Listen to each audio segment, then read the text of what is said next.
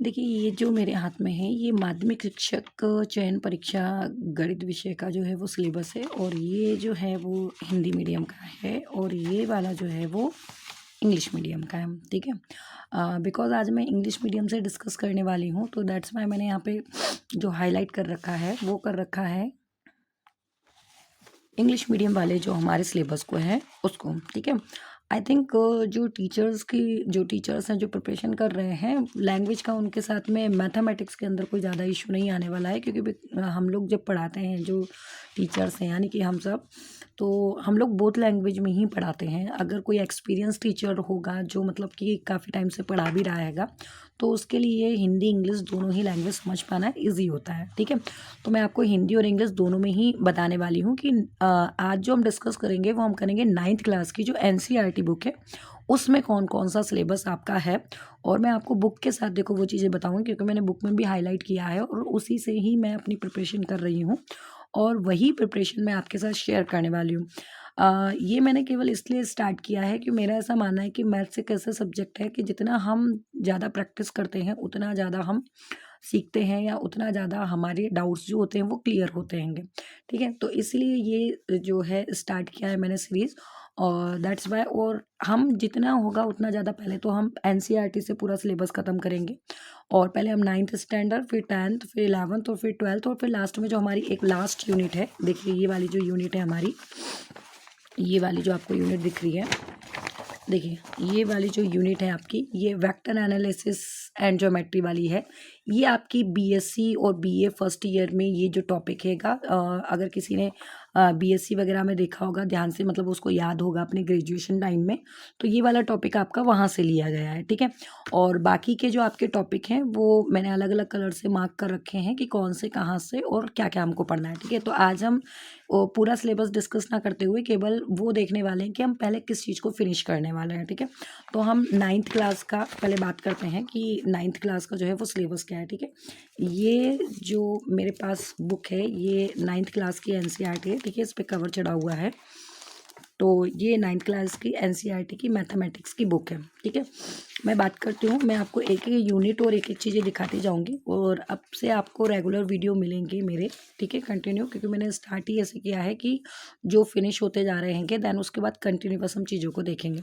सबसे पहला टॉपिक जो आप देखेंगे सिलेबस के अंदर, ये हिंदी मीडियम का जो सिलेबस है इसे मैं साइड में करती हूँ। देखिए, नंबर सिस्टम अपने आप में ही एक बहुत बड़ा टॉपिक है। अगर जो कॉम्पिटिटिव की भी तैयारी कर रहे होंगे तो उसे ये बात बहुत अच्छे से पता होगी कि नंबर सिस्टम अपने आप में बहुत बड़ा टॉपिक है।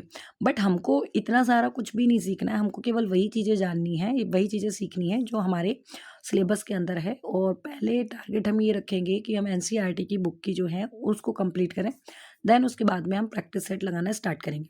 देखिए, पहला टॉपिक क्या है आपका, irrational number, real number and their decimal. ठीक है।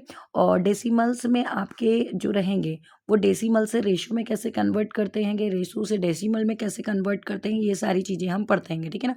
Number on the number line पे हम कैसे नंबरों को रिप्रेजेंट करते हैं। ठीक है। ऑपरेशंस ऑन रियल नंबर, और law of exponents and real number, ये वाला जो टॉपिक है आपका, यहाँ तक का जो टॉपिक है वो आपका पूरा का पूरा 9th की बुक से लिया गया है। ये देखिए, मैं आपको चैप्टर बिल्कुल डायरेक्टली पॉइंट टू पॉइंट वैसे ही उठा के आपको दे दिए उन्होंने। ठीक है। और देखिए, ये जो है ना आपका real number Euclid division lemma जो लिखा हुआ है, जो यूक्लिड थ्योरम होगी, जो एनसीईआरटी की पुरानी बुक थी, पुरानी बुक से अगर मैं कहूँ कि लास्ट ईयर से पहले, मतलब 2023 की जो बुक है, उसमें आप देखना ये वाली थ्योरम उस समय थी। ये जब हुआ, ये क्या हुआ, 2022, आई थिंक 22 या 23 के अप्रॉक्स की बात है। उस समय ये थ्योरम चला करती थी, बट पहले सिलेबस को इन्होंने रिड्यूस किया, और रिड्यूस करने के बाद जो नई बुक पब्लिश की गई उसमें से ये टॉपिक ही हट गए हैं। पर अगर आप 21-22 के आसपास वाली जो बुक देखेंगे तो उसमें ये टॉपिक है। ठीक है। ये टॉपिक, आप ये मत सोचना कि ये तो एनसीईआरटी की बुक में है ही नहीं, पुरानी है। आप नेट पे भी अगर एनसीईआरटी की बुक को निकालते हैं तो भी आपको ये टॉपिक वहाँ पे मिल जाते हैं। ठीक है।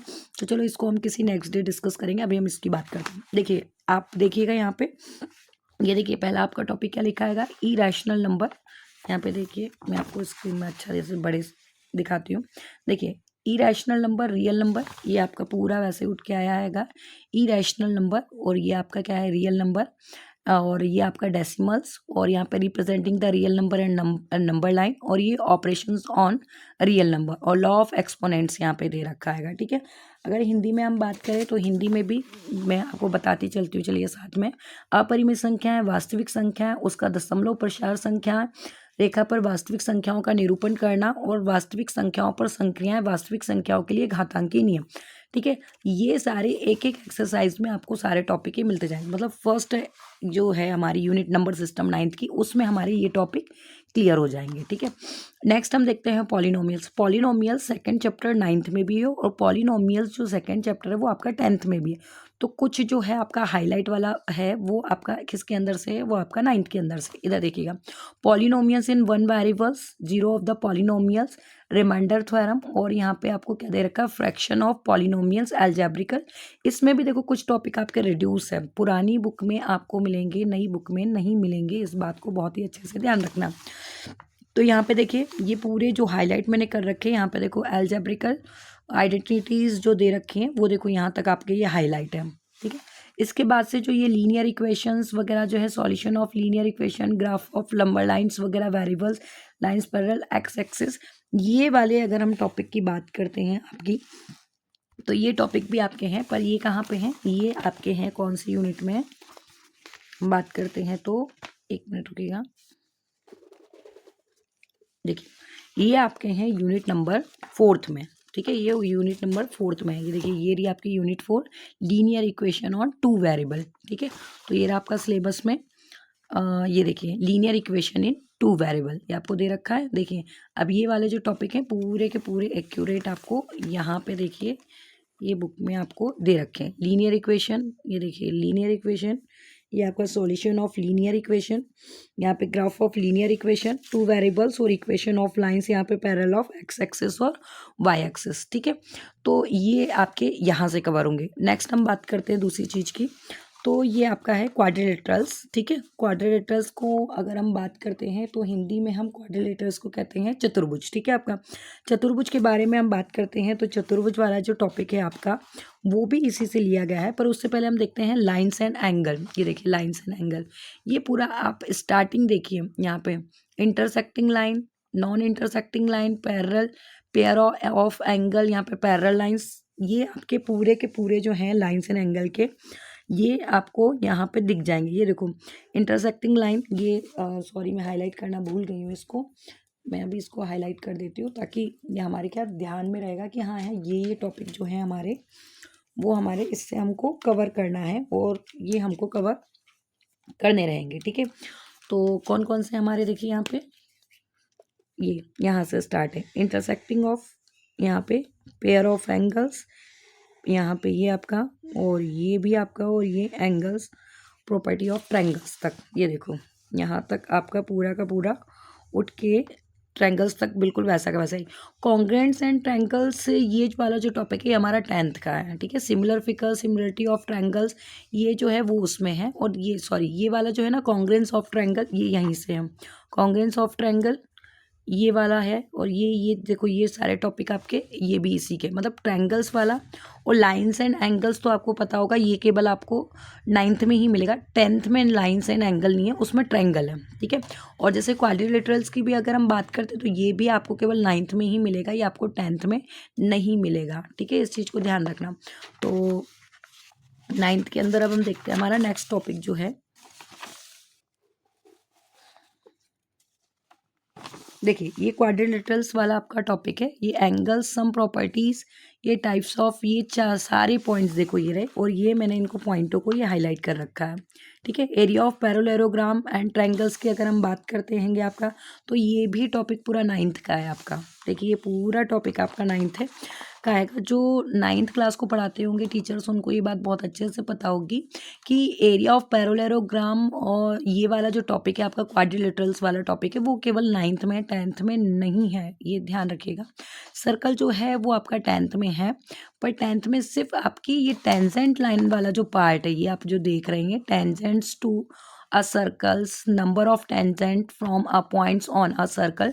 केवल ये वाला जो पॉइंट्स है आपका, ये जो आपका जो हाईलाइट नहीं है हिस्सा, ये केवल 10th का है। बाकी ये पूरा का पूरा आपका देखो ऐसा का ऐसा ही उठा के, मुझे तो ऐसा लगता है जैसे उन्होंने 9th 10th 11th 12th की बुक रख के और उसके मेन मतलब सारे पॉइंट टू पॉइंट्स लेके और वो ऐसे आपको दे दिए हैं। देखिए इसके बाद सीधे डायरेक्ट उन्होंने कौन सा दे दिया, हीरोन्स फार्मूला।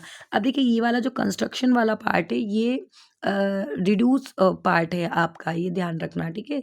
ये जो बहुत पुरानी वाली, क्योंकि बिकॉज मैंने पुरानी ही बुक ली है, क्योंकि कुछ पॉइंट्स ऐसे थे इन बुकों में जो नई बुक में रिड्यूस हो चुके हैं, दैट्स वाई। और कुछ पॉइंट्स ऐसे थे जो नई बुक में मतलब पूरी तरीके से मिल नहीं रहे थे, इसलिए मैंने ये काफ़ी पुरानी जो स्टार्टिंग में यही जब स्टार्ट की गई थी वही बुक मैंने ली है, ताकि हम अच्छे से टॉपिक को कवर कर पाएँ और उसकी खासतौर पर समरी को, ठीक है।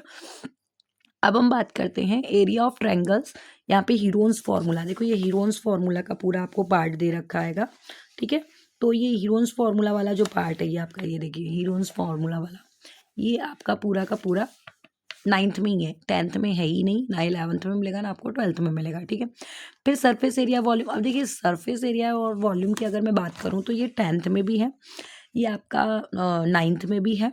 तो आपको 10th में भी करना पड़ेगा और 9th में भी करना पड़ेगा। अब एक चीज़ बहुत अच्छे से ध्यान रखना, सरफेस एरिया वॉल्यूम जो है वो 9th और 10th में अब केवल 2-2 यूनिट रह गई हैं, जो अभी के एनसीईआरटी है, ठीक है। 24-25 में जो आप एनसीईआरटी को बुक को उठाओगे उसकी।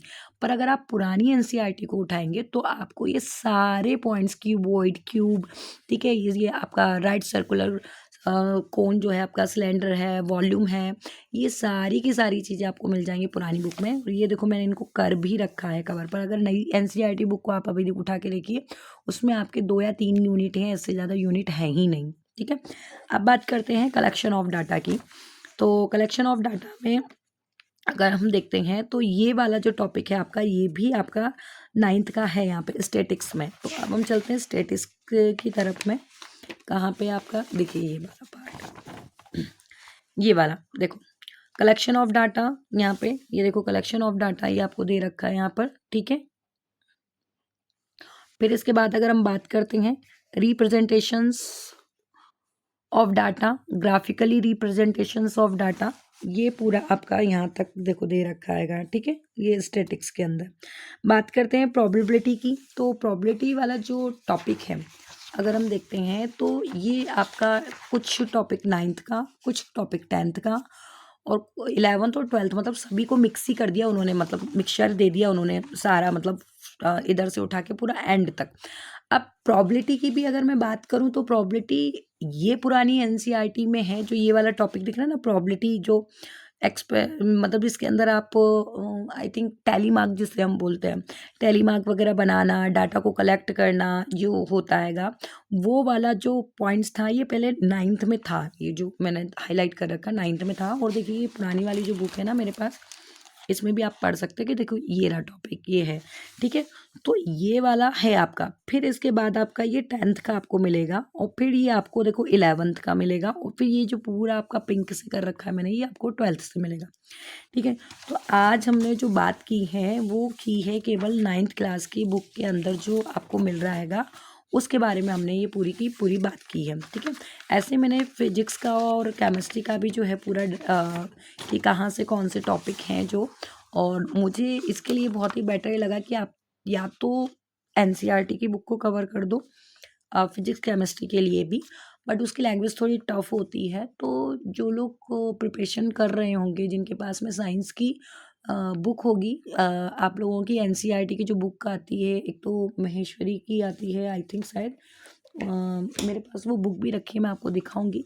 नहीं तो मेरे पास तो दृष्टि जो इंस्टीट्यूट है उनकी नोट्स रखे थे, मुझे पूरे के पूरे पॉइंट्स उनके बिल्कुल एक्यूरेट वैसे ही उठ के मिल गए, मतलब कि मिल गए हैंगे, मुझे ज़्यादा ढूंढना नहीं पड़ा। और उसकी लैंग्वेज जो बहुत ही ईजी है, उसमें कोई भी ऐसी चीज़ें नहीं है जो बहुत ही ज़्यादा है। तो मैं किसी दिन आपको वो सिलेबस भी दिखाऊंगी और उसका भी डिस्कशन बताऊंगी। अगर आप बोलेंगे तो मैं उनके, बिकॉज अपने लिए शॉर्ट नोट बना रही हूँ, आप कहेंगे तो मैं उससे आपको एक्सप्लेन भी कर सकती हूँ, मैं एक्सप्लेन भी आपको कर दूंगी। और ये जो हमने स्टार्ट किया है, सबसे पहला हमारा पॉइंट जो मैं आपको समझाऊंगी वो समझाऊंगी कौन सा, इरेशनल नंबर, रियल नंबर। अब इसके मैंने नोट्स बना लिए हैं, तो मैं इसके कुछ पॉइंट्स जो हैं वो आपको एक्सप्लेन करके दिखा दूंगी। और कुछ पॉइंट्स हैं वो मैं आपको मेरी कॉपी में जो नोट्स बने हैं उसी से ही एक्सप्लेन कर दूँगी, ताकि हमारा टाइम ज़्यादा वेस्ट ना हो। मेनली आपको मेथड पे ध्यान देना है और जितना ज़्यादा प्रैक्टिस कर सकें आप उतना ज़्यादा प्रैक्टिस कीजिए। मुझे ऐसा लगता है बिकॉज़ इन्होंने उठाया पूरा का पूरा सिलेबस ही एनसीईआरटी की बुक से है, तो ये पता नहीं पेपर कैसा ही देने वाले हैं। तो आप कीजिए इनसे, नहीं तो मैथ्स की आर.डी. शर्मा की जो बुक आती है वो ख़ास तौर पे जो ऑब्जेक्टिव पैटर्न पे डिपेंड करती है, क्योंकि वो भी है तो यही टॉपिक, ठीक है? क्योंकि इसी के ही अकॉर्डिंग रहते हैं, पर उसके जो क्वेश्चंस लेवल होते हैं वो काफ़ी अच्छे होते हैं। जब आपका ये पूरा कवर हो जाए, अच्छे से बढ़िया हो जाए, तो फिर हम आर.डी. शर्मा के दोनों, मतलब ये चारों जो क्लासेस की हैं, उनके हम ऑब्जेक्टिव क्वेश्चंस भी सेट लगाएँगे, ताकि कहीं से हमारा कुछ भी छूट ना जाए। अगर आपको कोई भी डाउट्स आता है कि कौन-सी चीज़ें कहाँ करें, कौन-सा मटेरियल कहाँ है, तो आप प्लीज़ मुझे मैसेज करके ज़रूर बताइएगा कि मैंने अपनी तरफ से इन कोर्सों को, यानी कि इन जो टॉपिक्स को है, काफ़ी रिसर्च किया है, ढूँढा है। उसके बाद मैंने इनको पॉइंट्स किया है, और ये मैंने खुद के लिए किया है। और जब मैं खुद के लिए, कोई भी है जब अपने लिए करता है तो वो अपना 100% देने की कोशिश करता हैगा, ठीक है? ये मैं केवल आपके साथ शेयर इसलिए कर रही हूँ क्योंकि मुझे पता है कि अ चीज़ों को ढूँढने में ही हमारा एक तो टाइम बहुत काफ़ी वेस्ट हो जाता है, और शायद कई लोगों का सोचना ऐसा होगा कि अगर टाइम वेस्ट हो जाता है तो आप वीडियो ही क्यों बना रहे हो? तो बिकॉज़ मैं एक टीचर हूँ, मेरी हॉबी भी है पढ़ाना, और मुझे पढ़ाने से जितनी जल्दी चीज़ें रिमाइंड होती हैं, पढ़ाने से मुझे जितनी अच्छे से चीज़ें समझ में आती हैं और समझाना मुझे जितना अच्छा लगता है, उतना ही मेरा रिमाइंडिंग वैल्यू जो होती है वो ज़्यादा बढ़ती जाती है। मैथ्स ऐसा सब्जेक्ट है, आप जितना उसे करवाएँगे उतना आप अपने आप में इम्प्रूवमेंट लाएँगे। दैट्स व्हाई मैंने ये वीडियो बनाना स्टार्ट किए हैं। अदरवाइज़ कोई मेरा ऐसा कोई पर्सनल रीज़न नहीं था उसको बनाने के लिए, ठीक है? तो मिलते हैं हमारे नेक्स्ट वीडियो में, तब तक के लिए बाय बाय।